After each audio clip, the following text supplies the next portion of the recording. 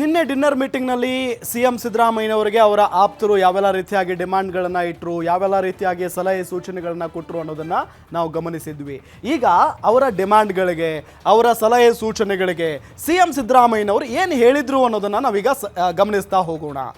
CM ಸಿದ್ದರಾಮಯ್ಯನವರು ಹೇಳ್ತಾರೆ, ನೋಡ್ರಪ್ಪ, ಸದ್ಯಕ್ಕಂತೂ ದೆಹಲಿ ಮಟ್ಟದಲ್ಲಿ ಆ ಚರ್ಚೆ ನಡೆದಿಲ್ಲ.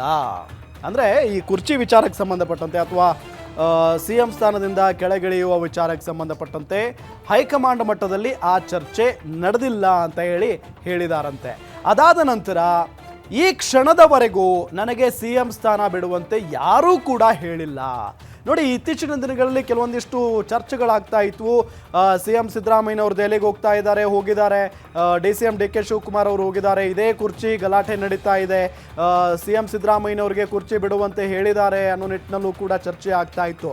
ಬಟ್ ಅದಕ್ಕೆ ಇಲ್ಲಿ ತಮ್ಮ ಆಪ್ತ ಶಾಸಕರಿಗೆ ಹೇಳಿದ್ದಾರೆ ಸಿಎಂ ಸಿದ್ದರಾಮಯ್ಯನವರು, ಕುರ್ಚಿ ಬಿಟ್ಟು ಕೊಡಿ ಅಂತ ಹೇಳಿ ನನಗೆ ಇದುವರೆಗೂ ಕೂಡ ಯಾರೂ ಹೇಳಿಲ್ಲ, ಈ ಕ್ಷಣದವರೆಗೂ ಕೂಡ ಯಾರೂ ಹೇಳಿಲ್ಲ.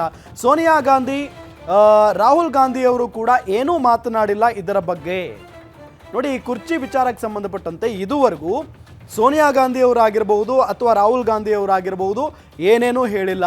ಬಹಳ ಪ್ರಮುಖವಾಗಿ AICC ಅಧ್ಯಕ್ಷ ಮಲ್ಲಿಕಾರ್ಜುನ ಖರ್ಗೆ ಅವರು ಕೂಡ ಏನನ್ನೂ ಹೇಳಿಲ್ಲ.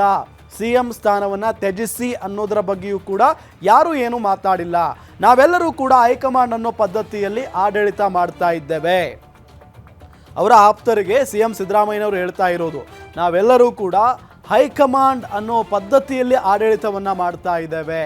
ಸೊ ದೆಹಲಿ ನಾಯಕರು ಯಾವಾಗ ಕರೆಯುತ್ತಾರೋ ಆಗ ನಾನು ಹೋಗಬೇಕಾಗುತ್ತೆ. ನೋಡಿ, ದೆಹಲಿ ನಾಯಕರು ಯಾವಾಗ ಕರೀತಾರೋ ಆಗ ನಾನು ಕೂಡ ಹೋಗಬೇಕಾಗುತ್ತೆ. ಒಂದು ವೇಳೆ ಸಿಎಂ ಸ್ಥಾನ ತ್ಯಜಿಸಿ ಅಂತ ಹೇಳಿದಾಗ ನಾನು ಮಾತನಾಡ್ತೇನೆ. ಅವರು ಇದುವರೆಗೂ ಕೂಡ ಸಿಎಂ ಸ್ಥಾನವನ್ನು ಬಿಟ್ಬಿಡಿ, DCM ಆಗಿರುವಂಥ DK ಶಿವಕುಮಾರ್ ಅವರಿಗೆ ಆ ಸ್ಥಾನವನ್ನು ಕೊಟ್ಟುಬಿಡಿ, ಇದೆಲ್ಲ ಏನೂ ಮಾತಾಡಿಲ್ಲ. ಸೊ ಅಕಸ್ಮಾತಾಗಿ ಅವ್ರು ಕರೆದ್ರು ನಾನು ಹೋಗ್ತೀನಿ, ಆಗ ಏನಾದರೂ ನನಗೆ ಸಿಎಂ ಸ್ಥಾನ ಬಿಟ್ಟುಕೊಡಿ ಅಂತ ಅಂದರೆ ನಾನು ಮಾತಾಡ್ತೀನಿ. ನೀವು ಹೇಳಿದಂತೆ ಕ್ಯಾಬಿನೆಟ್ ವಿಸ್ತರಣೆ ಕುರಿತು ಇನ್ನೂ ನಿರ್ಧಾರ ಆಗಿಲ್ಲ. ಸೊ ನೋಡೋಣ, ಸಂಪುಟ ವಿಸ್ತರಣೆಗೆ ಗ್ರೀನ್ ಸಿಗ್ನಲ್ ಸಿಕ್ಕಲ್ಲಿ ಮತ್ತೆ ಎಲ್ಲರೂ ಕೂಡ ಇದೇ ರೀತಿಯಾಗಿ ನಾವು ಒಂದು ಕಡೆ ಸೇರಿ ಮಾತಾಡೋಣ.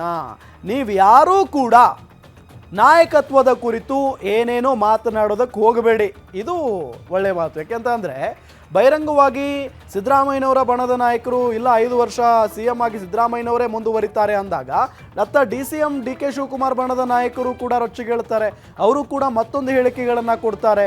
ಇದರಿಂದ ಏನಾಗ್ತಾ ಇದೆ, ರಾಜ್ಯದಲ್ಲಿ ನಾಯಕತ್ವದ ಕುರಿತಂತೆ ಗೊಂದಲ ಸೃಷ್ಟಿಯಾದಂತೆ ಆಗ್ತಾ ಇದೆ. ಸೊ ಹಾಗಾಗಿ ನೀವು ಯಾರೂ ಕೂಡ ಈ ನಾಯಕತ್ವದ ವಿಚಾರಕ್ಕೆ ಸಂಬಂಧಪಟ್ಟಂತೆ ಮಾತಾಡೋದಕ್ಕೆ ಹೋಗಬೇಡಿ. DK ಶಿವಕುಮಾರ್ ಅವರು ಕೂಡ ಪಕ್ಷಕ್ಕಾಗಿ ಕೆಲಸ ಮಾಡಿದ್ದಾರೆ. ನೋಡಿ, DK ಶಿವಕುಮಾರ್ ಅವರ ಪರವಾಗಿ ಪಾಸಿಟಿವ್ ಆಗಿ ಮಾತನಾಡಿರೋದು ಸಿಎಂ ಸಿದ್ದರಾಮಯ್ಯನವರು ತಮ್ಮ ಆಪ್ತರ ಮುಂದೆ. DK ಶಿವಕುಮಾರ್ ಅವರು ಕೂಡ ಪಕ್ಷಕ್ಕಾಗಿ ಕೆಲಸ ಮಾಡಿದ್ದಾರೆ, ಅವರು ಕೂಡ ಪಕ್ಷಕ್ಕಾಗಿ ದುಡಿದಿದ್ದಾರೆ. 2028ರ ಎಲೆಕ್ಷನ್ ದೃಷ್ಟಿಯಿಂದ ಪಕ್ಷಕ್ಕಾಗಿ ನಾವು ಚಿಂತೆಯನ್ನು ಮಾಡಬೇಕಾಗಿದೆ. ಈಗ ಏನೋ ಗೆದ್ದಾಯಿತು, ಈಗ ಹೇಗೆ ಇದ್ರೂ ಕೂಡ ಸರ್ಕಾರ ನಡೆಯುತ್ತೆ. ಆದರೆ ನಾವು ಯೋಚನೆ ಮಾಡಬೇಕಾಗಿರೋದು ಮುಂದಿನ ಎಲೆಕ್ಷನ್ ಬಗ್ಗೆ. 2028ರ ಎಲೆಕ್ಷನ್ ದೃಷ್ಟಿಯಿಂದ ನಾವು ಪಕ್ಷಕ್ಕಾಗಿ ಚಿಂತೆಯನ್ನು ಮಾಡಬೇಕಾಗಿದೆ.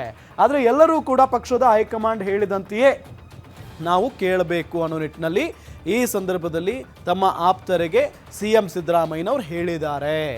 ಇಷ್ಟು ನಿನ್ನೆಯ ಡಿನ್ನರ್ ಮೀಟಿಂಗ್ನಲ್ಲಿ ಮಾತುಕತೆ ಆಗಿದೆ.